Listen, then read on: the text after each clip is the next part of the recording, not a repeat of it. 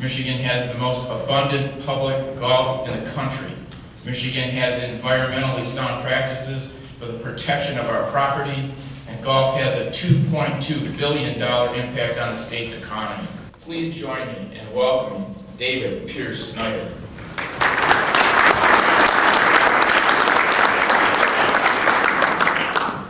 Thank you very much. It is, in fact, a great pleasure to be here and to have this opportunity to talk with you about recreation and leisure in revolutionary times. We're at the Michigan Golf Course Owners Association annual meeting with the keynote speaker, David Pierce Snyder. And he got us all thinking a lot about the future of golf and how it relates to the kinds of things that you, a futurist, can predict. One of the things that got me to thinking about was boomers are reaching retirement age. How will that affect the possibility of possibly more boomers playing golf?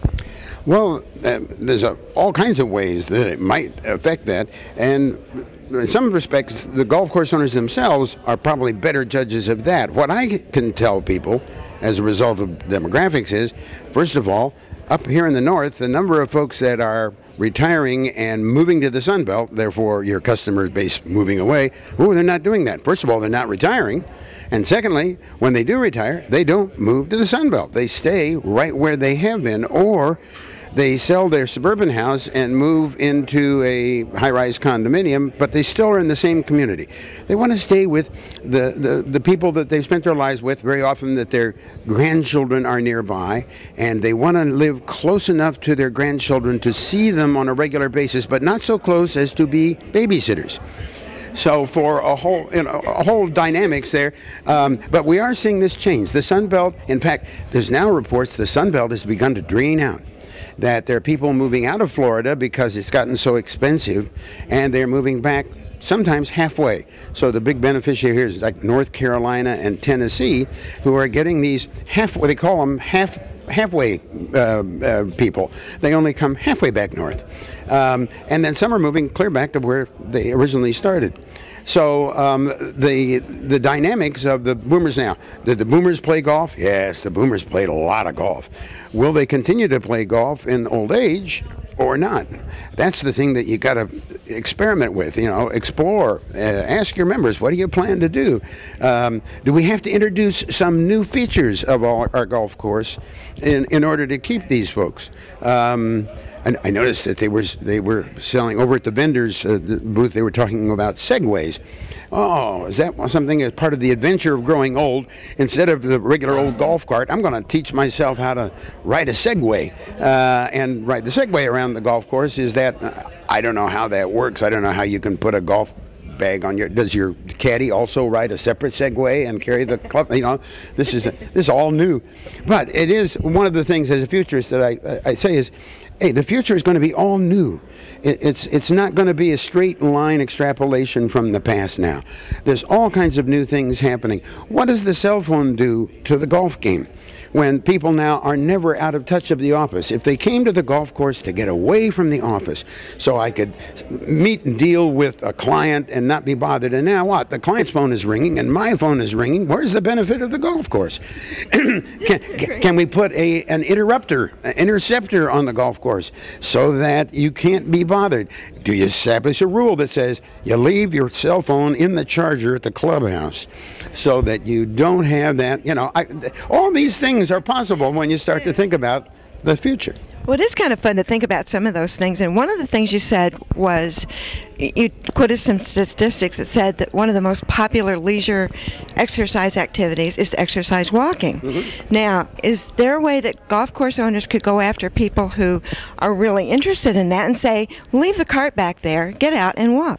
I can't believe there isn't a huge opportunity for that.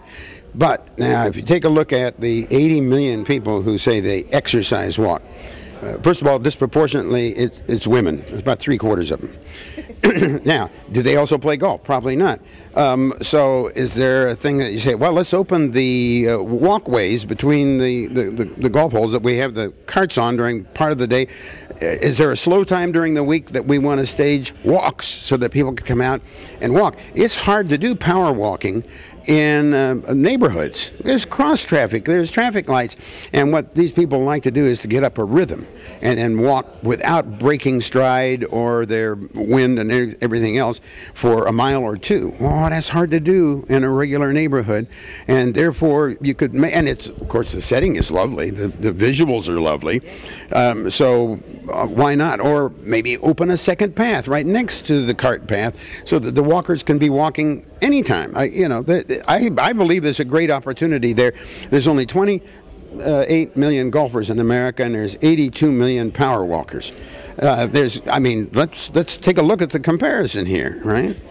That's an interesting thought too. And another thing that you mentioned was the sandwich generation and how many of us boomers, I'm in part of the family where we kind of bridge it. I'm the oldest of 8, and the youngest one is at the youngest year of the baby boomer generation. And we were caught for a while in that sandwich generation where a household has more than one generation, has parents, has young kids coming back. Is there a way that courses could encourage, say, the senior generation and the youngest generation to go out together? Well, they certainly could encourage it, but the question is whether or not the generations will respond. We don't know. Is the young generation now coming up, the so-called millennials, these are the people that just turned 19 or 20 just now, do they have the same tastes or interests? Would pressing people to do a cross-generational golf thing might create more family friction than it would compatibility? On the other hand, maybe with older members of the family as a kind of a hobby that would be pleasing to somebody that is older and can't take up weightlifting or something like that. On the other hand, most golf courses really don't like to cater to people who are slow players and things like that. There's a thought, perhaps a truncated course for older players. That was maybe only 3 holes or 5 holes or a pitch and putt or something like that. I know we were up on Mackinac Island a month ago, 2 months ago, and we found that the place where we were staying had it was 9 greens. But it was just putting. It wasn't like a miniature golf course. No. These were real greens with real putt. But there was just no fairway. You didn't drive. It was hugely popular, and you could play that at night with floodlights, and it was packed with families. So you had very old people playing with their grandchildren, and both of them could do putts. No problem about long drives and hooks and slices and injuring people, but it was very popular. I said, well, put that around a clubhouse. After all, your concern is not just to increase the number of people on the links, but to increase the volume use of the property. And if you can get people in, especially older people who want to teach their young kids the pleasures of golf, well, you go out to the golf course, all right, and there you're at the clubhouse. You just do putts instead of drives. If you get stuck in the notion that I know what golf courses are, I've been in the business all my life, and they're either 9 or 18 holes, and that's it. No. You got to think a minute. You live in the most adaptive, inventive society in the world. And if you get stuck in a niche that says, I only do this one thing, the society is going to leave you behind. So, thank you again so very much, Mr. David Pierce Snyder. And for more information, where can people find out more about what you do? You can check my website, which is www. Hey, I bet you didn't know that you can actually pronounce that. There is a way to, it's called Treble. the-futurist.com. There it is, the-futurist.com. Thank you. Thank you.